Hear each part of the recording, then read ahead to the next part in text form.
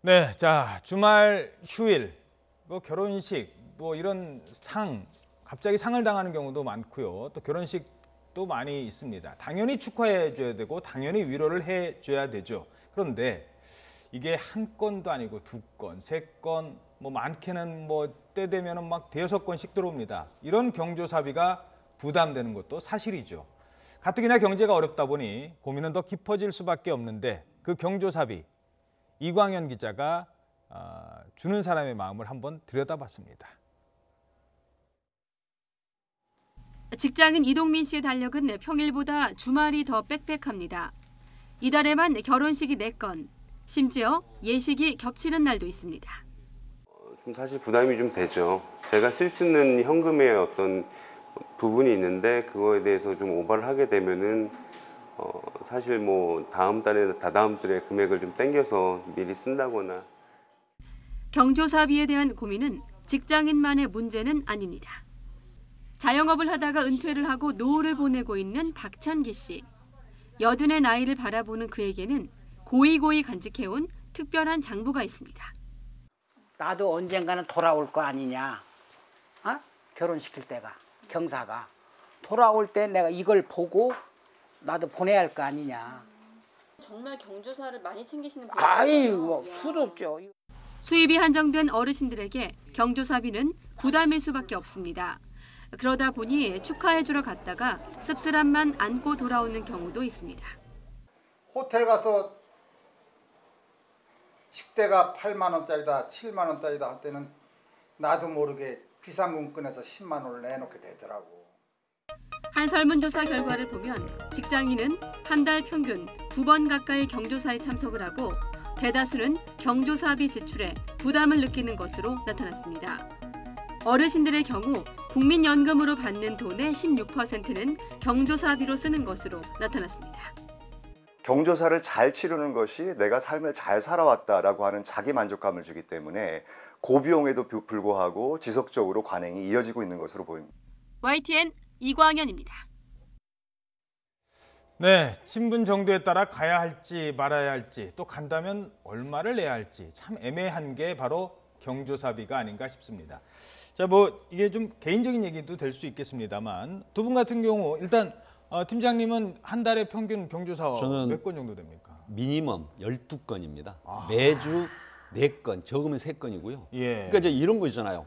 결혼식, 그다음에 장례식, 그다음에 이제 요즘 칠순, 육순 잘 안 하시지만 하는 경우 있거든요. 칠순, 팔순 하신단 말이에요. 그러니까 적게 잡아서 보통 12건을 갑니다. 예. 어떠세요, 교수님은? 저도 뭐 적으면 한 달에 한 7건, 많으면 한 15건, 20건 이렇게 될 때도 있는데 예. 저는 심지어 재혼에도 낸 적이 있었어요. 예. 저는 제가 이런 좋은 때 드렸는데. 예, 좋은 데 냈긴 냈는데요. 네. 제가 그분께 이렇게 얘기했습니다. 3번째는 안 내고 싶다. 이렇게 예. 얘기를 했는데 예. 이게 참 관계라는 게 모호해서 안 낼 수도 없고요. 이게 단순히 애경사만 있는 것이 아니라 개소식도 이런 거 있잖아요. 이런 것까지 함께 하면 아마 모르긴 몰라도 뭐 적게는 몇만 원, 많게는 뭐 어떨 땐 뭐 10만 원도 넘고 때로는 화환을 보내야 될 때도 있잖아요. 예. 그러면 뭐 10만 원 훌쩍 넘어가거든요. 그럴 때 이게 한두 건이면 괜찮은데 이게 쌓이고 쌓여서 한 달에 10건이 넘어가게 되니까 이게 목돈이 되더라고요. 그럼요. 그러면 이제 받는 사람은 한 건인데 보내는 사람은 여러 건이 되니까 이게 심리적으로도 그렇고 경제적으로도 그렇고 제일 좀 뭐한 건 잘 모르는 사람이 계속 연락해서 나 결혼한다고 그럴 때는 어떻게 해요? 그때는 이제 저는 나름대로 기준이 있습니다. 하나는 뭐냐면 일단은 이제 이 사람이 나에게 내 평생을 살아오면서 함께했던 기간의 기여도 그리고 이 사람을 앞으로 만날 사람인가 그리고 이 사람의 또 경우에 따라서 형편을 고려하기도 해요. 너무 어렵거나 이럴 경우에는 또 그 장소에 뭐 부조를 하기도 하고 그렇거든요. 네. 예.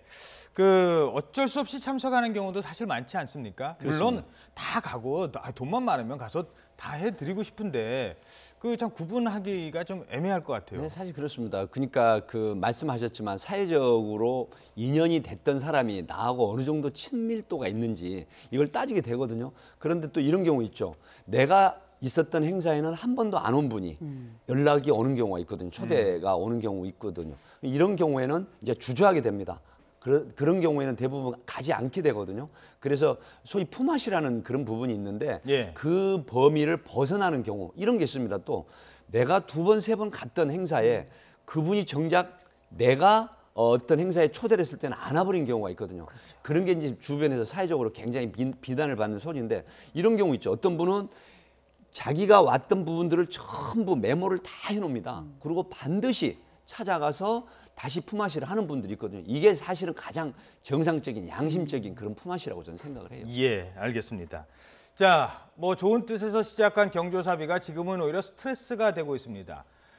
좀 더 솔직하게 한번 얘기를 나눠보도록 하죠. 내면 얼마를 내는 게 적정할까요? 요즘 뭐 김영란법 얘기 나오면서 그 가격 기준이 올라가는 것 아니냐라는 얘기도 있습니다. 그런데 경조사비의 기준, 우리 국민들은 얼마를 적정하다고 생각하는 건지 장민정 앵커가 분석을 해드리도록 하겠습니다.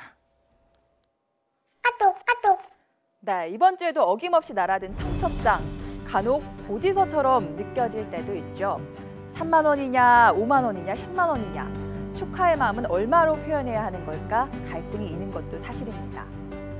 지갑 사정을 생각하자니 인색해지고 더 넣자니 무리한 것 같은 경조사비. 얼마가 적당할까요? 대세는 5만 원이었습니다.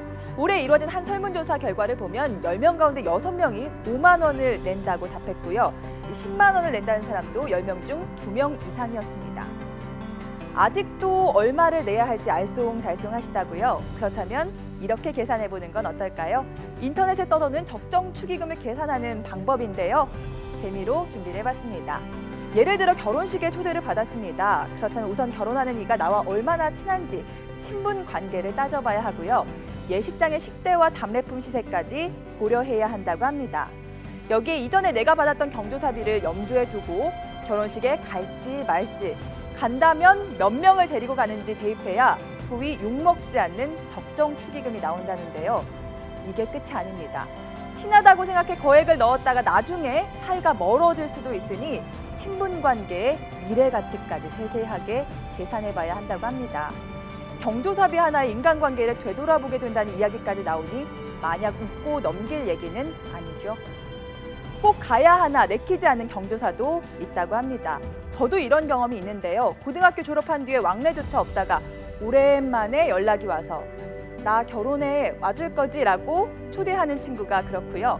내가 결혼할 때 우리 아이 돌잔치 할 때는 축하 한마디 없어놓고 자기 경조사에는 꼬박꼬박 부르는 이의 잔치도 가기 꺼려진다는 답이 많았습니다.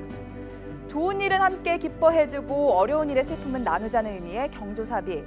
그저 마음이 중요한 건데 어느덧 경조사비가 부담이 돼버린 것 같아 한편으론 씁쓸하기도 한데요. 여러분의 생각은 어떠신가요? 네, 여러분의 생각은 어떠십니까? 일단 금액은 5만 원이 가장 많은 걸로 나와 있네요. 그렇죠. 5만 원이면 너무 결례도 아니고 그렇다고 너무 부담스럽지도 않고 아마 그게 현재 그 현실적인 적정선이자 동시에 심리적 적정선인 것 같아요. 그래서 예를 들어서 뭐 3만 원 하기에는 물가가 너무 높고요. 예. 그렇다고 10만 원 하기에 내 주머니가 너무 가볍고 그렇죠. 그렇다 보니 한 5만 원 정도 중간 정도에서 평균값을 내자 해서 아마도 많은 분들이 그리고 또 서로 경조사비 낼 때는 얘기합니다. 얼마 낼 거야? 이렇게 물어보잖아요. 그렇죠. 그래서 친구들은 물어봤을 많이 때 냈는데 나만 안 낼 수도 평균값을 좀 맞춰본 것 같아요. 예. 그리고 가서 이제 아까도 얘기했습니다만 식사를 뭐 예를 들어서 갈비탕 한 그릇 정도 먹으면 5만 원의 부담이 없는데 예를 호텔에서 한단 말입니다. 네. 아까 어느 분도 갔는데 호텔 이거 한 끼당 7만 원인데 이거 5만 원 내기도 그렇고 둘이 가놓고 또 5만 원 내기도 그렇고 그런 경우도 있을 것 같아요. 저도 그 호텔 얘기를 하고 싶었거든요. 사실 제가 강남권에서 근무를 했었고 이제 하기 때문에 그런 경우가 좀 많은데 호텔에 결혼식을 한다고 초대를 받고 가지 않습니까? 그러면 5만 원 절대 못 합니다. 10만 원도 해야 되는데 또 10만 원도 어려울 때가 있어요. 왜 그러냐면 호텔의 그 특급 호텔 같은 경우는 보통 6, 7만 원 하는 경우도 있거든요. 하기 때문에 안 가면 되고 축의금만 낸다고 생각하면 되는데 그런데 또 이런 겁니다. 호텔은 2,000명이면 2,000명이 다 돈을 받습니다. 예. 그러니까 안 가고 돈을 내도 역시 오히려 호텔 측에 이익을 주는 거니까 예. 가시고 적정한 돈을 내시고 음식은 드셔야 됩니다. 알겠습니다. 음식은 꼭 드시고 오시기 바랍니다. 그런데 그런 날이 있습니다. 이 친구가 내가 안 올 거라고 기대를 했는데 내가 그날 한번 가보고 싶기도 하고 좀 멀지만 가는 날 그 친구가 정말 고마워하더라고요. 그런 느낌을 줄 수 있다는 게 바로 경조사가 아닐까 싶습니다. 자, 지금 저희들이 경조사비 얘기를 하고 있는데요. 오늘 밤 9시에 방송되는 YTN 국민신문고에서 이 얘기를 좀 더 입체적으로 그리고 심도 있게 다룰 예정입니다. 여러분들의 고민 같이 풀어나가도록 하겠습니다.